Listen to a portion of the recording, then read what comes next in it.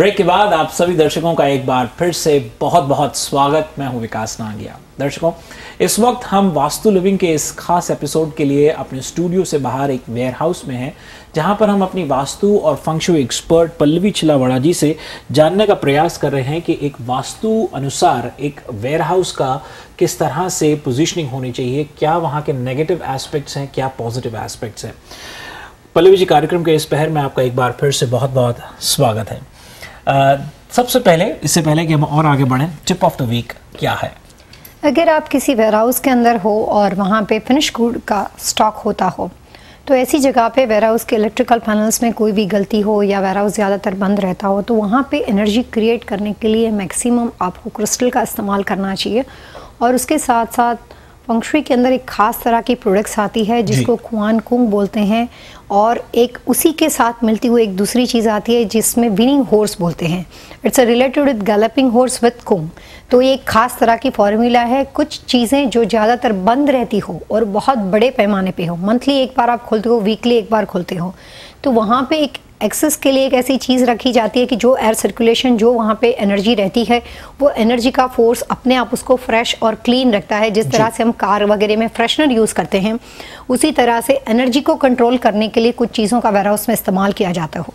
तो अगर आप किसी भी वेयर हाउस में काम करते हो, तो आप अपने घर के साउथ वेस्ट कॉर्नर में जैसे क्रिस्टल यूज़ करते हो रिलेशनशिप के लिए, सेम थिंग इसी तरह से वेयर हाउस के साउथ वेस्ट के अंदर कुछ खास तरह की चीज़ें, जिसमें क्रिस्टल शैंडलियर हो सकता है, ब्रैकेट लाइट्स हो सकती है, क्रिस्टल बॉल्स हो सकते हैं, क्रिस्टल के बने हुए छोटे मोटे स्टफ हो सकते हैं। और उसके साथ साथ वेस्ट कॉर्नर के अंदर गैलपिंग हॉर्स के साथ कुआन कुंग को रखने से उस जगह के बिजनेस के ऊपर एक अच्छा कंट्रोल आ जाता है।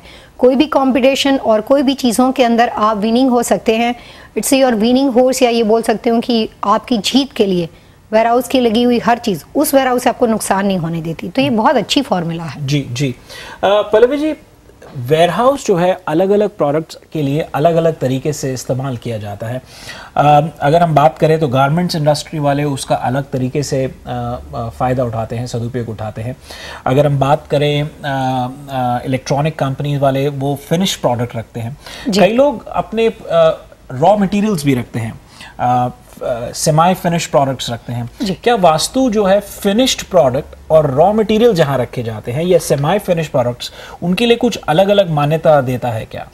बहुत अच्छी बात आपने पूछी। जैसे अभी भी थोड़ी देर पहले हमने जो टिप ऑफ द वीक के बारे में बात की थी, उसका पर्पस यही था कि जिस वेयर हाउस के अंदर अपनी फिनिश प्रोडक्ट को स्टॉक किया जाता हो और वो प्रोडक्ट्स मार्केट में जाके वो सीधी बेचने के लिए रेडी बनती हो, यानी कि स्टोर्स वगैरह में जाती हो या डायरेक्ट सेल यूज़र के पास जाती हो, तो ऐसी चीज़ों के इस तरह के टिप के वेयर हाउस से बहुत फ़ायदा होता है। लेकिन अगर वो सेमी फिनिश हो तो फिर दिशाओं को रखने के हिसाब से उसका ख्याल रखा जाता है ताकि उसकी प्रोसेसिंग सिस्टम जो होती है वो क्विक बनी रहे। मतलब कि कंपनी का जो एक्टिविटी होती है वो सेमी फिनिश प्रोडक्ट से फिनिश होने तक की अगर प्रोसेसिंग सिस्टम अच्छी रहती है तो वो कंपनी का पूरा एक्टिविटी अच्छे पैमाने पे चलती है। बट जब कभी कहीं डेड स्टॉक इकट्ठा करना हो, वहाँ पे भी फिर रेमेडी की जाएगी, क्योंकि जहाँ पे आप डेड स्टॉक इस्तेमाल करते हो या अपने किसी स्टोरेज के कंसेप्ट से वेयर हाउस को यूज़ करते हो, और अगर वो वेयर हाउस किसी चीज़ के साथ कनेक्टेड है, आपकी ऑफिस के साथ, आपकी किसी और चीज़ के साथ, या सेपरेट, अगर वो सेपरेट हो तो वहाँ पे सिर्फ फ्रेश एनर्जी रखने की कोशिश की जाए। लेकिन अगर वो किसी ऑफिस का हिस्सा हो और वहाँ पे डेड स्टॉक रखते हो, अगर वो सही दिशा में वेयर हाउस नहीं होगा तो आगे बाहर की साइड में रहने वाली पूरी ऑफिस की हर एक्टिविटी को ये वेयर हाउस बंद करवा सकता है। क्योंकि पीछे की दिशा काफ़ी बड़ी होती है, लंबी होती है, एक्स्ट्रा स्टफ होता है और वो सारा डेड स्टॉक है। तो अगर ऑफिस साउथ और साउथ ईस्ट में है और इस तरह का वेयर हाउस उनके यहाँ पे नॉर्थ और नॉर्थ ईस्ट में बना हुआ है और वहाँ पे सारा डेड स्टॉक रखा जाता है, तो ऐसे बिजनेस में आने वाले ऑड नंबर्स के अंदर नुकसान देखने को मिलता है। तो वो वहाँ पे जो रूटीन एक्टिविटी चल रही है, जैसे फिल्म इंडस्ट्री या डिस्ट्रीब्यूशन से रिलेटेड कोई चीज़ हो, उन्होंने वहाँ पे उनका एडिशनल स्टफ वहाँ पे रखा हो जो कि कम्प्लीटली उनका डेड स्टॉक है, तो एक एक्सेस खत्म हो जाती है और वो दिशा ऑफिस के साथ कनेक्टेड हो तो वो पूरे बिजनेस को हर्ट करती है। ये बात कई बार हमने कई बिजनेसेस में देखने को मिली है कि वो एक सामान, जिस तरह से आपने कहा कि एक डेड तरह से पड़ा हुआ है, और कई बार हमने इस बात को पाया कि कम से कम उस बिल्डिंग का जो वो पोर्शन है कम से कम वो तो इनऑपरेटिव रहता है, वहां पे ऑपरेशंस जो है इतनी एक्टिविटी, इतनी हलचल नहीं रहती है। इसीलिए वास्तु प्रोस्पेक्ट से बंद जगहों के अंदर जो नेगेटिव एनर्जी क्रिएट होती है उसको दूसरे अल्फाज में उसका नाम है शाची एनर्जी। शाची एनर्जी का मतलब होता है नेगेटिव एनर्जी, नेगेटिव फीलिंग। बंद होने से जैसे एक मायूसीपन आ जाता है, एक सुनसान जगह बन जाती है, इट्स अ डेड एनर्जी। और वहां पे उन्होंने डेड स्टॉक रखा हो, it's connected with your office, और पूरा ईशान कॉर्नर डेड पड़ता हो तो पूरे बिजनेस को खत्म कर देता है। जी पल्लवी जी, एक और बात जो मेरे ख्याल दर्शक भी कहीं ना कहीं इस वेयरहाउस को देख करके इस बात का एहसास कर पा रहे होंगे कि ये वेयरहाउस जो है एक मीडियम बिजनेस का वेयरहाउस है। मैं ये कहूँ कि एक लार्ज, बहुत बड़े मैन्युफैक्चरिंग यूनिट या किसी बहुत बड़ा वेयरहाउस नहीं है जो स्क्वायर फुटेज वाइज मैं कहूँ। लेकिन कई बार इस तरह के जो बड़े वेयरहाउसेस होते हैं, ओवरसाइज वेयरहाउसेस जो होते हैं, उनमें देखा कि भी फ्लोरिंग में या तो स्लोप होता है या फ्लोरिंग जो फ्लोर लेवल होता है वो डबल उसमें बटा हुआ होता है। वास्तु क्या मान्यता देता है उसके लिए? जैसे आपने अभी जिस तरह से बात बताई, वहाँ पे एयरपोर्ट के आसपास जिस तरह के वेयरहाउस होते हैं जो कि खासतौर पे कोरियर कंपनीज के होते हैं, उनके फिर फेडेक्स वगैरह इस तरह की कंपनियों के वेयरहाउस होते हैं, वो काफ़ी बड़े पैमाने पे होते हैं और वहाँ पे स्टॉफ इतना सारा रखा जाता है और डेप्थ भी उनकी काफ़ी लंबी होती है। वो ज़्यादातर आगे से छोटे और वैसे यूँ काफ़ी डेप्थ वाले वेयरहाउस रखते हैं। तो वेयरहाउस के अंदर जिस तरह का उसका शेप होगा, जैसे हमने अभी बताया था कि ये हॉरिजॉन्टल शेप का है, उस तरह से कई बार वर्टिकल जिसका मुंह छोटा सा हो, वैसे चल के वेयरहाउस काफ़ी बड़ा हो, उस तरह के वेयरहाउस भी देखने को मिलते हैं। तो ऐसे किसी वेयरहाउस के अंदर आप किसी सामान रखने को बात करते हो तो वेयरहाउस के अंदर बीच में चलने वाली पैसेज जहाँ से वो वेयरहाउस कनेक्टेड होता है, उसके राइट और लेफ्ट हैंड साइड की पूरी दिशाओं को वास्तु कंसल्टेंट देखते हैं और बीच में जो पैसेज उसकी वहाँ पे पड़ती है, वहाँ पे ज़्यादातर सामान नहीं होता है because it's connected with both of it, दोनों के साथ जुड़ा हुआ एक ब्रिज बना रहता है। तो वहाँ पे भी दिशाओं का इंपॉर्टेंस राइट लेफ्ट के दोनों कॉर्नर पे जहाँ पे आपने सामान रखा है उसका उतना ही रहता है। बट किसी भी ढंग का वेयरहाउस हो, उसका शेप और बाकी की सब चीज़ों के अलावा बाहर में जहाँ से उसके माल का लोडिंग अनलोडिंग के लिए एक तरह का स्लोप रहता है, उसका इम्पोर्टेंस बहुत ज़्यादा रहता है। कई बार कुछ वेयरहाउसेस ऐसे होते हैं कि उनके पूरे जो कंटेनर्स होते हैं वो वहाँ पे बाहर वहीं उसी प्रॉपर्टी पे खड़े रहते हैं। जी बिल्कुल। तो बाहर जाकर उस प्रॉपर्टी के वेयरहाउस में जो स्ट्रक्चर के बाहर जो इस तरह के कंटेनर पड़े होते हैं उसकी भी शेप और उसकी भी इफेक्ट मायने करती है। कई बार वो कंटेनर 3-4 पड़े होते हैं, कई बार एक होता है और उसका स्लोप डाउन जाता है। अगर ऐसी कोई भी गलती स्लोप्स की बनी हुई साउथ वेस्ट में पड़ती हो, जितनी गलती नॉर्थ वेस्ट के इलेक्ट्रिकल पैनल की मानी जाएगी, साउथ वेस्ट का वेयरहाउस इसी तरह का होगा। तो जब आप वेयरहाउस में मूव करते हो तब आपका बिजनेस बहुत अच्छा होता है, छोटे से आप बड़े में जाते हो, आप काफ़ी प्रॉस्पेरस होते हो।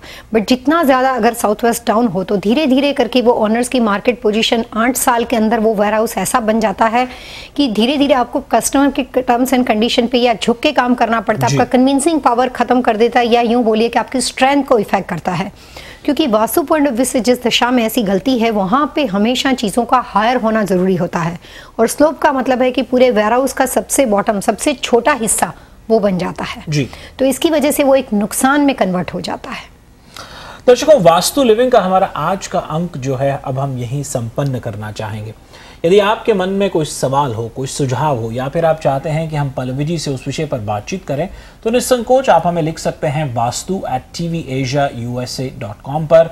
हमारा फैक्स नंबर है 7326501112।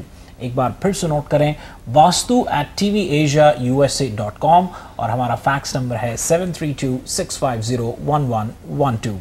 समय के अभाव के कारण हम इस अंक में आपके ईमेल्स और फैक्सेस को शामिल नहीं कर पा रहे हैं, लेकिन आप लिखना हमें बंद मत कीजिएगा, हमें आपके ईमेल्स का इंतज़ार रहता है। पल्लवी जी, अगला अंक जो है, एक मैं कहूँ कि नेचुरल कहूँ, कुदरती बात है कि हमारा वास्तु लिविंग का अगला अंक 1 जनवरी को ही पड़ेगा। और क्योंकि 1 जनवरी है तो मैं आपसे इस बात का निवेदन करूंगा कि क्यों ना आप हमें 2012 के बारे में बताएं कि वास्तु अनुसार 2012 दर्शकों के लिए किस तरह का रहेगा। मैं चाहूँगा कि आप भरपूर जानकारी प्रदान करें कि कौन से महीने, कौन से दिन अच्छे रहेंगे, कौन से नेगेटिव रहेंगे, उस पर क्या कुछ कहना चाहेंगे आप दर्शकों को? 2012 में जिस तरह की दशाएं प्रॉस्पेरस है और लकीली वो सारी दशा बिजनेसमैन के लिए बहुत अच्छी मानी जाती है। तो बिजनेस टाइकून के लिए या ये पूरा साल बिजनेस वाले लोगों के साथ जुड़े हुए हर तरह के बिजनेस के लिए बहुत ज़्यादा अच्छा रहेगा। आप अपना कोई भी ग्रोथ बहुत बड़े पैमाने पे करना चाहते हो तो साल अपने आप आपके लिए फ़ायदेमंद साबित होगा। आपको नई अपॉर्चुनिटी मिल जाएगी और उसको पूरा करने के लिए हर तरह की चीज़ें आपको अपने आप खुद ब खुद मिल जाएगी, बस सिर्फ कोशिश करना ज़रूरी होता है। तो दर्शकों, कार्यक्रम के अंत में क्रिसमस की आपको बहुत सारी शुभकामनाएं। छुट्टियों का मौसम है, जाइए अपने परिवार, मित्रों, रिश्तेदारों के साथ शॉपिंग कीजिए और इन छुट्टियों का भरपूर आनंद लीजिए। साल 2012 की आप सबको ढेर सारी शुभकामनाएं टीवी एशिया की ओर से और ख़ास तौर पर वास्तु लिविंग की पूरी टीम की ओर से। पल्लवी जी, आप क्या कहना चाहेंगे दर्शकों को? 2012 आपके अच्छे वेलकम के लिए और आपकी बहुत शुभ शुरुआत हो। बिजनेसमैन के लिए हर तरह के लोगों की हर इच्छा 2012 में पूरी होने की कोशिश वास्तु प्रोस्पेक्ट से, दशाओं के लाभ से आप जितना कर सको ज़रूर कीजिए। Merry Christmas and happy new year. Happy holidays.